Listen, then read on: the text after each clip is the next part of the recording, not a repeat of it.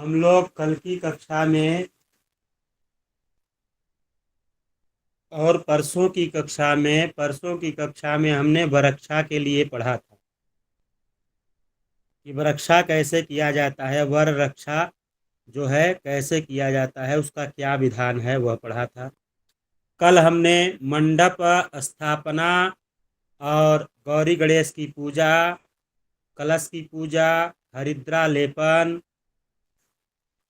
कंकड़ बंधन की पूजा हमने पढ़ा था विवाह पद्धति के अंतर्गत। आज जो है हम मातृका आदि पूजन, जो कि गौरी गणेश की पूजा हो चुकी है। गौरी गणेश की पूजा अगर एक ही दिन में सब कुछ करना है तो गौरी गणेश की पूजा हो गई, अब मातृका की पूजन करनी है। लेकिन अगर इतना करने के बाद, हरिद्रा लेपन के बाद अगर वहीं पे रुक जाता है, अगले दिन पूजा करनी है, तो गौरी गणेश की फिर से पूजा करनी है। गौरी गणेश कलश की पूजा फिर से करनी है, ध्यान पूजन इत्यादि करा देना है। कराने के बाद में आगे मातृका पूजन करना है। फिर वहाँ पे हम लोग संकल्प फिर से लेते हैं। यजमान जो है वो संकल्प करते हैं, वर का पिता या कन्या का पिता। अब यहाँ से वर का कार्य समाप्त हो जाता है, अब यहाँ से माता पिता का कार्य शुरू हो जाता है। अब यहाँ से वर का पिता और कन्या का पिता अपने अपने घर में, ठीक है, या निज स्थान पे, जहाँ मतलब शहर है तो शहर में भाड़े किराए पे रहे तो घर पे ही, जहाँ पे करना चाहते हैं, या होटल में करना चाहते हैं, जहाँ भी, तो सुबह पूरब के तरफ में मुख करके बैठ जाए। आचमन प्राणायाम पवित्री और पवित्र हो जाए, पवित्री धारण कर ले, पवित्र हो जाए। ठीक है, पूजन की सामग्री पे भी थोड़ा जल छोड़ दे, गंध अक्षत पुष्प आदि का जो है पुण्यदाय का इत्यादि कर ले। उसके बाद में आनो भद्रा, जो हमने आप लोगों को परसों की कक्षा में आनो भद्रा से लेकर के शांति तक जो है, शांति पाठ तक हमने आप लोगों को पढ़ाया था। तो शांति पाठ, स्वस्ति वाचन का पाठ करें। स्वस्ति वाचन का पाठ करने के बाद में संकल्प ले। संकल्प में देश काल इत्यादि संकीर्तन करने के बाद में अमुक गोत्र, अमुक शर्मा, पत्नी को हम, मैं पत्नी के साथ में, पत्नी के पीछे देवी लगाना चाहिए। ऐसा नहीं कि पांडे हैं, चौबे हैं, शर्मा है, वर्मा है, छत्री है, तो ये लिखना कि हेमा सिंह, सुनीता सिंह। ऐसा नहीं, देवी, स्त्रियों के पीछे केवल और केवल देवी लगता है। स्त्रियों की कोई जाति नहीं होती है, जाति विशेष का बात नहीं करना चाहिए। स्त्रियों के पीछे केवल और केवल देवी लगाना चाहिए। तो पत्नी को हम सुशीला देवी सह, या प्रमीला देवी सह, या फला देवी सह स्वकीय पुत्रस्य या पुत्री, स्वकीय मतलब मेरे, हाँ, पुत्रस्य या पुत्री, विवाहांग भूत, ठीक है, अथवा स्वकीय कन्यायाः विवाहांग भूतम, ठीक है, या कन्या के लिए बोलिए या पुत्रस्य के लिए बोलिए। विवाहांग भूतम, विवाहों के अंग जो हैं उनके पूजन के लिए।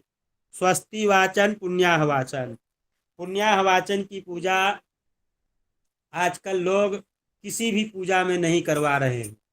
यह सबसे बड़ी विडंबना है, क्योंकि जबकि पुण्याह वाचन की पूजा सत्यनारायण कथा को छोड़ करके लगभग लगभग सभी में कराना चाहिए। क्या, सभी में होना ही चाहिए। पुण्याह वाचन, पुण्य की प्राप्ति के लिए पुण्याह वाचन किया जाता है। अब इतना बड़ा यज्ञ कर रहे हैं, विवाह की का कार्य कर रहे हैं, उसमें पुण्याह वाचन नहीं कर रहे हैं। पुण्याह वाचन करना चाहिए। मातृकाओं का पूजन, मातृका का पूजन मतलब षोड़श मातृका। वसोरधारा पूजन मतलब जो सप्तकृत मातृका होती है, वहां पे नीचे की लाइन में वसोरधारा होता है, ठीक है। घी और गुड़ से सातों बिंदुओं को मिलाया जाता है।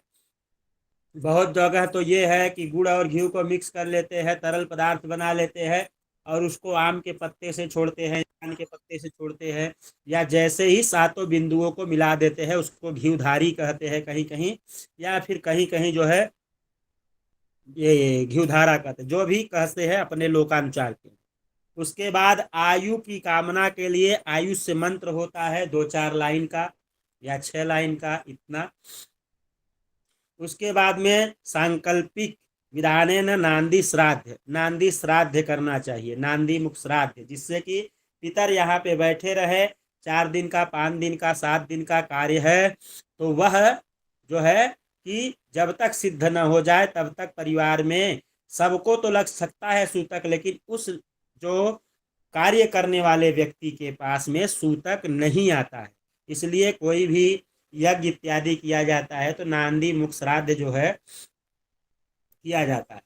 उसके बाद में आचार्य आदि वर्णम च करिष्ये, ऐसा संकल्प लेना चाहिए।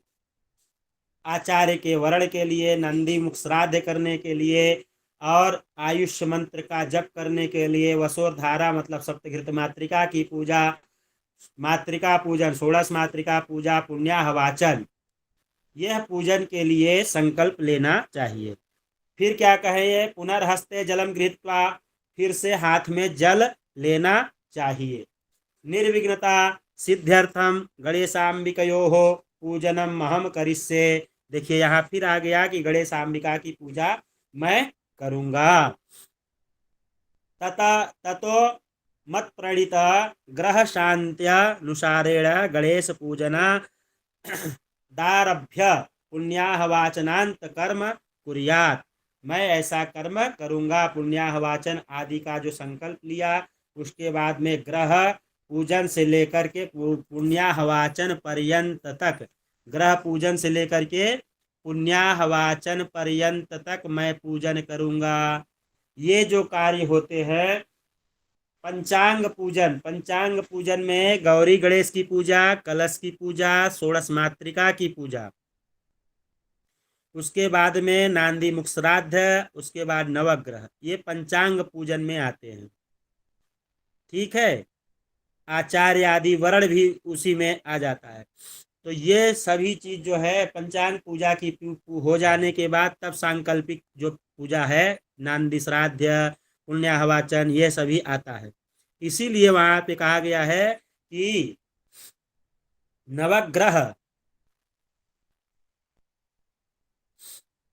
नवग्रह से लेकर के पुण्याहवाचन पर्यंत मैं यह पूजन करूंगा।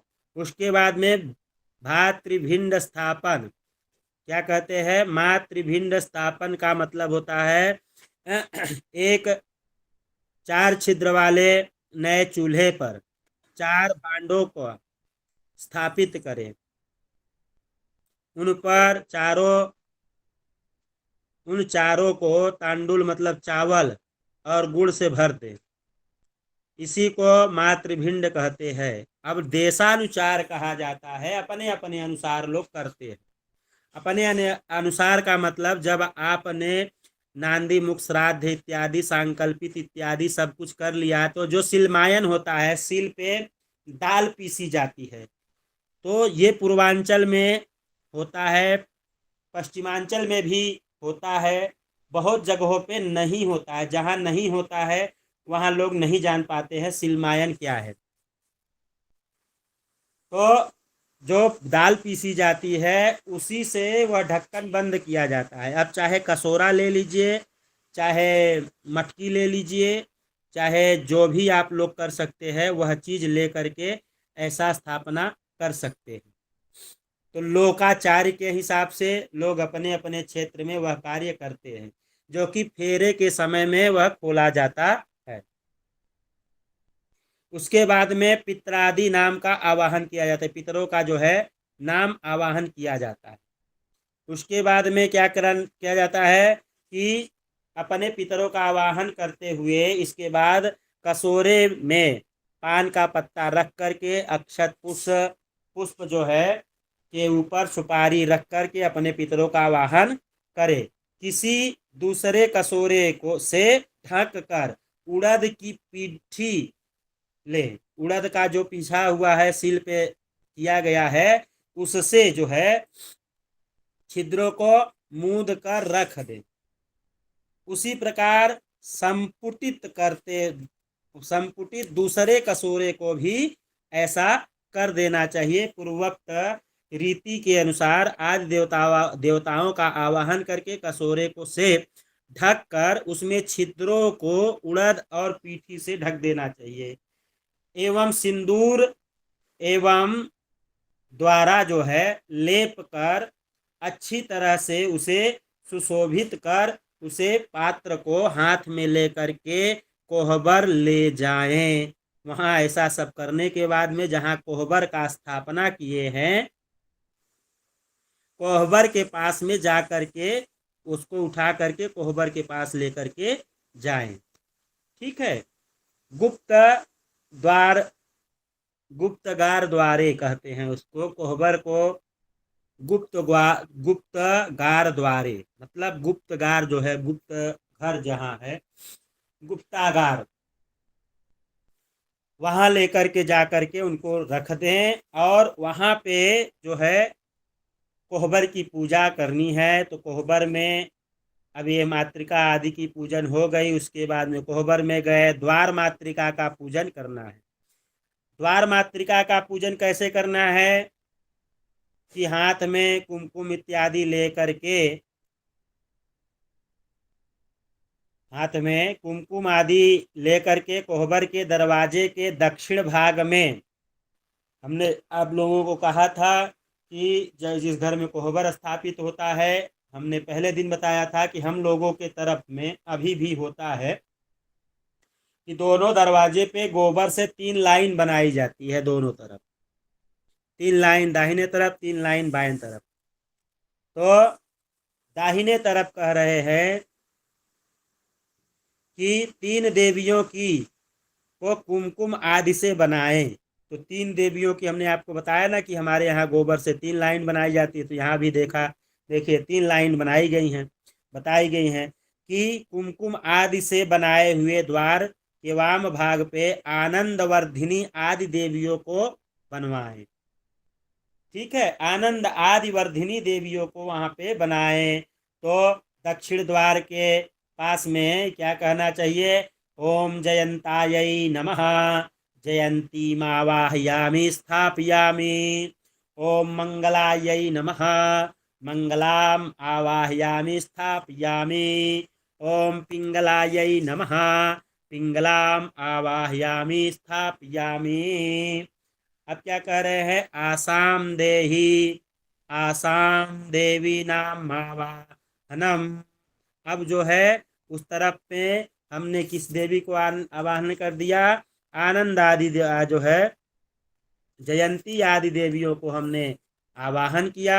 अब दूसरे तरफ में हम क्या कर रहे हैं? आशा आदि देवियों को, आसाम देवीम आवाहनम। तो दूसरे भाग में तथैव द्वारवाम भागे आनंद वर्धिन्यै नमः, आनंद वर्धिनीम आवाहयामि स्थापयामि।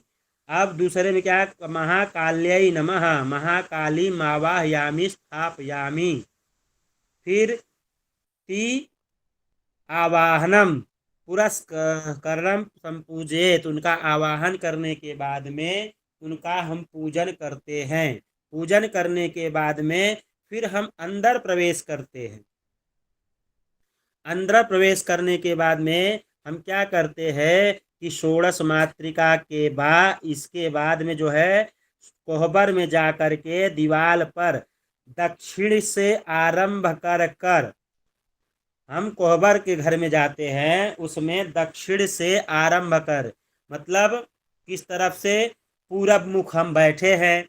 जब हम पूरब मुख बैठे हैं तो दक्षिण के तरफ, मतलब दाहिने हाथ से लेकर के बाएं हाथ के तरफ तक हम पूजा करना विधि है। आरंभ जो करते हैं दक्षिण से करते हैं, तो बाएं दाहिने तरफ से हम पूजा करना शुरू करते हैं और उत्तर तक 17 पिंडियों बनाकर उसमें गणपतये आवाहयामि आत्मनः कुल देव्यै नमः तक षोडशोपचार जो है षोडश मातृका का आत्मनः कुल देविता देवीम आवाहयामि तक पढ़ करके हम लोग जो है 16 देवियों का आवाहन वहां पे कर लेते हैं। मातृकाओं का पूजन हो जाए। आवाहन पूजन षोडशोपचार द्वारा विधि पूर्वक करे तथा गौरी पद्मा सची मेधा से लेकर के पूज्यास्तु षोड़श तक श्लोक पढ़ करके देवियों की प्रार्थना करे। जो 16 मंत्र हैं, गौरी पद्मा सची मेधा सावित्री विजया जिया देवसेना सुधा स्वाहा मातरो लोकमातरा हृदय पुष्टि रुष्टिरात्मनः कुलदेव गणेशेनाधिकाम हेता वृद्ध पूज्यास्तु षोड़श। इस मंत्र तक हम जो है उनका ध्यान प्रार्थना पूजन इत्यादि करते हैं। पुनः हाथ में जल लेकर के अनया पूजिया षोड़श मातरा प्रियता नमः बोल करके भूमि पे जल छोड़ दे। अब उसके बाद में षोड़श मातृका की पूजा हो गई। फिर उसके बाद में हम कहते हैं श्रीयादि सप्तघृत मातृका की पूजा। अब श्रीयादि सप्तघृत मातृका की पूजा हम जब करते हैं तो षोड़श मातृका षोड़श मातृणामुत्तरास्याम दिशि, षोड़श मातृका के उत्तर दिशा में, ठीक है, वहां जहां हम षोड़श मातृका बनाए हैं वहां से हम उत्तर की दिशा में भित्त्यो कुंकुमेन गोलात्मक सप्तबिंदु, गोलात्मक हम लोग सप्तबिंदु का जो सप्तगित मातृका बनाते हैं, करण मध्यस्थ सप्तबिंदु प्रतिबद्धौ, वहां पे ऐसा करने के लिए हम लोग प्रतिबद्ध हैं, ऐसा कर रहे हैं। तो 7 बिंदियों को हम जो है मिलाने के लिए बात कहते हैं। तो यहाँ पे वसोर धारा होता है, घी और गुड़ से भी करते हैं, वसोर धारा भी कहते हैं। तो वशो पवित्रमासी शतधारम वासो पवित्रमासी सहस्रधारम देवस्यत्वा सविता पुनातु वशो पवित्रेण शतधारेण सुक्त्वा, ठीक है। फिर उसके बाद में घृतेन दीक्षणस्य आरंभ उगदान्तः सप्तधारा कृत्वा, 7 धारवा करके एकीकरण करना चाहिए।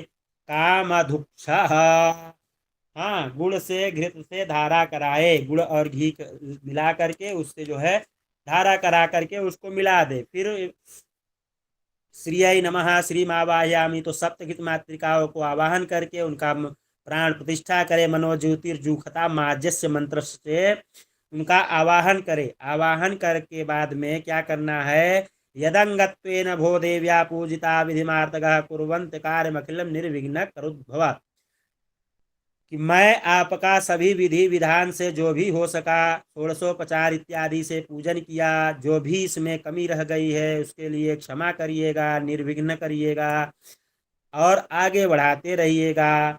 ऐसा हम जो है मातृकाओं से प्रार्थना करते हैं। फिर हाथ में जल लेंगे, अनया पूजिया श्री आदि सप्तगित मातरः प्रियंता नमः। अब आयुष मंत्र आ जा, आयु की कामना के लिए आयुष मंत्र है। तो आयुष मंत्र का जो हम करते हैं तो वहां पे उनसे जो है जजमान से हम संकल्प भी लेवा करके कर सकते हैं कि हाथ में संकल्प लेंगे। हाँ, तो यहाँ पे संकल्प लेवा लेंगे आयुष मंत्र के लिए। उसके बाद में हम मंत्र पढ़ना शुरू करेंगे। आयुष्यम पच्चस्य गुणायसपो काम भेदम एदगु हिरण्यम पच्चस्य जैत्राया विशता दुमा तदराक्षा गुंसेनापि सा च स्तरन्ति देवाना जह रासावगुं हे ताता हे ताता जो विभर्ति दाक्षायणगुं हिरण्यगुं सदेवे प्रेणुते दीर्घमायुः सामानुख्ये कृणुते दीर्घमायुः। ये आयुष्य मंत्र हो गया। हाँ, आयुष्य मंत्र करने के बाद में सांकल्पिक नांदी श्राद्ध हम जो है अब करवाना शुरू करते हैं जजमान का। अब एकस्मिन पलास पत्रा वलि मध्य, मतलब एक पलास का पत्र ले लीजिए। अब पलास के पत्र पे जो है नांदी मुख श्राद्ध का विधान बताया जा रहा है कि इसके बाद में सांकल्पिक विधि से नांदी श्राद्ध का विधान करे। जो इस प्रकार एक पत्तल पर पूर्व से दक्षिण, पूरब से दक्षिण, दक्षिण क्रमानुसार सीधे कुशाओं को बिछाकर उन पर सभ्य होकर के संकल्प सहित विधि पूर्वक पूजन करें। सभ्य और अपसभ्य होता है। जनेऊ दो प्रकार से पहने जाते हैं। जो हम लोग पहने हैं जनेऊ वह सभ्य होता है, और जैसे बाएं कंधे से नीचे आ रहा है तो दाहिने कंधे पे जब जनेऊ रख लिया जाता है तो उसको कहते हैं अपसभ्य हो गए। तो यहाँ पे अपसभ्य नहीं होना है, यहाँ सभ्य रूप में ही कार्य करना है, क्योंकि यह पूजन का कार्य है। तो नांदी श्राद्ध जो होता है वह श्राद्ध प्रकरण में न आकर के पूजा प्रकरण में। तो यहाँ पे सभ्य हो करके जो है हम संकल्प के सहित पूजन करते हैं। अब क्या कहते हैं कि तद्यथा सर्वप्रथम हाथ में जल लेके सत्य वसुद्ध संज्ञा विश्वे देवा नांदी मुखाः। क्या कहते हैं? सत्य वसु संज्ञ का हा विश्वे देवाः नांदी मुखाः भूर्भुवः स्वः इदं वः पाद्यं पादावजनेनं पाद प्रक्षालनम वृद्धि इत्या इत्युचार्य, ऐसा बोलना चाहिए। दक्षिण करस्य दाहिने हाथ में जल अंगुष्ठ, जल में अंगूठा द्वारा पत्रावलिस्य कुशोपरि विक्षेप। अब यहाँ पे मातृ का जो है मातृ पितामही प्रपितामही इत्यादि नांदी मुख श्राद्ध में जितना भी होता है वह सब यहाँ पे लिखा हुआ है। ऐसा करना चाहिए। नांदी मुख श्राद्ध के बाद में हम लोग कहाँ पहुंच जाते हैं? नांदी मुख श्राद्ध करने के बाद में उनको हम लपेट करके कहीं एक जगह में रख देते हैं।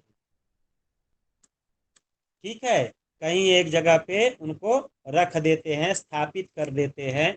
नांदी मुख श्राद्ध हो जाने के बाद में हम अब यहाँ से हम लोगों का काम खत्म हो जाता है। अब कहाँ पहुंच जाता है? नांदी मुख श्राद्ध होने के बाद में मंडप का कार्य, घर का कार्य समाप्त हो गया। उसके बाद में अब बारात जाने के समय में, बारात जाने के समय में द्वार पूजा का बात आ गया कि जब बारात पहुंच गई है तो द्वार पूजा। तो द्वार पूजा में सबसे पहले पृथ्वी की पूजा की जाती है। द्वार जो जिसका कहा जाता है कि जिस द्वार पे आए हैं वहां पे पृथ्वी की पूजा। पृथ्वी की पूजा करने के बाद में गौरी गणेश कलश नवग्रह षोड़श मातृका आदि की पूजा करना, ये सभी पूजा हो जाता है। उसके बाद में वर पूजा किया जाता है। पिता या भाई के द्वारा जो है, पिता या भाई के द्वारा जो है पूजन किया जाता है वर का। और कलर जो है वर का पैर धुला जाता है। पैर धुलने के समय बोलते हैं विराजो दोहोषि विराजो दोहमशीयमयी पद्यायै विराजो दोहः। ठीक है, पाद प्रक्षालन को करने के बाद में वर का क्या करना? उनको हाथ में दही और कुमकुम और चावल लेकर के दाहिने हाथ की गदोरी में, गदोरी मतलब जो आपका इस वहां पे टीका करने का मतलब कैसे है कि हाथ अंगूठे से या अनामिका से तिलक नहीं करना है। अपने अंजलि में जहां हम जल रखते हैं, संकल्प लेते हैं, वहीं पे क्या करना है? दही, कुमकुम, अक्षत, हल्दी, ये सब लेना है। और बायां हाथ लड़के के पीछे लगाना है, मतलब सिर के पीछे के तरफ में जहां शिखा होता है वहां पे हाथ रखना है बायां, और दाहिने हाथ से चंदन लगा देना है। अब वहां पे स्वस्ति वाचन, स्वस्ति मंत्र बोलना है तो वह बोलिए, या स्वस्ति स्तु या क्या वो बोलिए, या चंदनम बंदते बोलिए, या कोई बोलते हैं कस्तूरी तिलकम ललाट बटले वह बोलिए। जो आपको चंदन का मंत्र आता है वह मंत्र बोल सकते हैं। अब उसके बाद में तिलक लगा दिया गया, चावल लगा दिया गया, सब हो गया। उसके बाद में गले में पुष्पमाला पहनाएं। अगर पुष्पमाला नहीं है तो थोड़ा सा फूल जो उनके हाथ में देना चाहे या उनके ऊपर छोड़ना चाहे तो फूल जो है छोड़ दे। हस्ते पुनर्जल गृहीत्वा, हाथ में फिर से जल लीजिए। वर पूजन कर्मणा सांगता सिद्ध्यर्थम मनसोदिष्टा दक्षिणा मापू गोत्रा, जो है अपने मन से जो दक्षिणा हो सकती है। वराय तुभ्यम हम संप्रदते, वर को थोड़ी सी दक्षिणा दीजिए। वर हस्ते तज्जलम दक्षिणाम च दद्यात, जल और दक्षिणा वर के हाथ में दे देना चाहिए। उसके बाद में पुनर्हस्ते जलमादाय, फिर से हाथ में जल लीजिए। कृतई तत्वर पूजन कर्मणा, कृतई तत् मतलब जो किया वर का पूजन। सांगता सिद्ध्यर्थे तन्मध्ये न्यूनातिरिक्तो दोष, रिक्ता दो आदि दोष के परिहारार्थ के लिए। नाना नाम गोत्रेभ्यो ब्राह्मणेभ्यो, नाना नाम ब्राह्मणे मतलब दोनों तरफ के ब्राह्मण होते हैं, तो उसके लिए संकल्प, या उससे अधिक भी ब्राह्मण होते हैं तो उसके लिए संकल्प। नाना नाम ब्राह्मणेभ्यो, नाना नाम गोत्रेभ्यो ब्राह्मणेभ्यो विभज्य भूयसी दक्षिणा दातुमहम उत्सृजे, भूयस आदि भूमि आदि की दक्षिणा के लिए मैं द्रव्य दे रहा हूं। ततो हस्ते अक्षतान गृहीत्वा यान, अब उसके बाद में हाथ जल ले लीजिए, ब्राह्मण को दक्षिणा इत्यादि हो गया। उसके बाद में क्या करना चाहिए? देवताओं का विसर्जन कर देना चाहिए। देवताओं का विसर्जन हो गया तो द्वार पूजन समाप्त हो गया। अब द्वार पूजन के बाद में क्या होता है? विवाहानुक्रमणिका शुरू हो जाती है। घर के अंदर जब जो है चढ़ाव लेकर के जाते हैं तो वहां से विवाहानुक्रमणिका शुरू हो जाती है। अब विवाहानुक्रमणिका में क्या क्या है वह हमने आप लोगों को पहले बताया था, ठीक है। तो यह सब चीज अब आप लोगों को कल मैं फिर पढ़ाऊंगा यहाँ से। आप लोग पुस्तक लिए हुए हैं ना? सुधांशु जी नहीं है? रिकॉर्डिंग बंद कर दीजिए सुधांशु।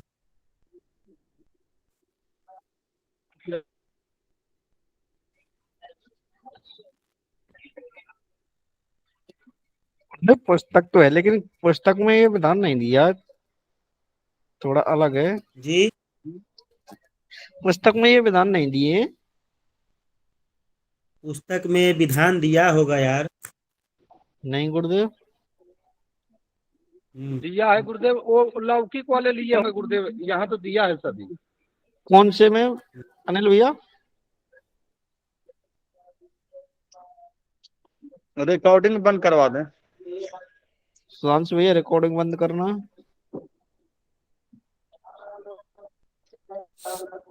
अनिल भैया आपके पास में कौन सी पुस्तक है?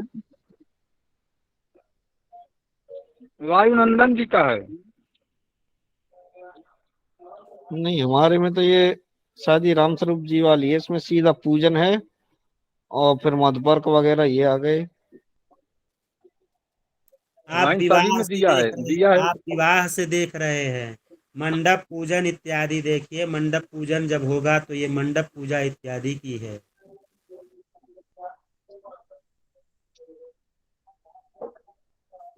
कान्हा जी, नहीं गुरुदेव, कान्हा जी नहीं, राधा गोविंद। राधा गोविंद जी, जी ये गुरुदेव। द्वार पूजन के पहले की प्रक्रिया है। द्वार पूजन के पहले की प्रक्रिया बताई गई है और मंडप पूजन की बात कही गई है। तो आपने मंडप पूजन नहीं दिया होगा शायद। नहीं गुरुदेव, इसमें तो नहीं दे रखा। पांडे जी बोलिए। जी गुरुजी, मैं ये कहना चाह रहा था गुरुजी नांदी मुख श्राद्ध कराना अनिवार्य है गुरुजी? अनिवार्य है, 100% अनिवार्य है। अगर जी नांदी मुख गुरुजी। श्राद्ध नहीं करवाते हैं तो उसी बीच में अगर कुल खानदान में कोई बच्चा पैदा हो गया या कोई बुजुर्ग है या नहीं भी बुजुर्ग है, आपातकालीन में किसी की मृत्यु हो गई तो क्या करें? विवाह जी गुरुजी। विवाह जी तो गुरुजी। स्थगित होगा नहीं। जी गुरुजी। जी गुरुजी। विवाह स्थगित जब नहीं होगा तब अब वहां सूतक तो लगेगा ही। जी गुरुजी, जी गुरुजी। सूतक जब लग जाएगा तो विवाह स्थगित करना पड़ेगा, इसीलिए नांदी मुख श्राद्ध होता है।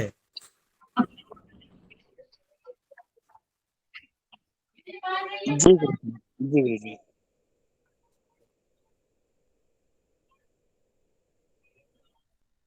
बोलिए प्रदीप जी, बोलिए। गुरुदेव पुस्तक से पढ़ा रहे हैं आप, वही पुस्तक का ही दिक्कत हो रहा है।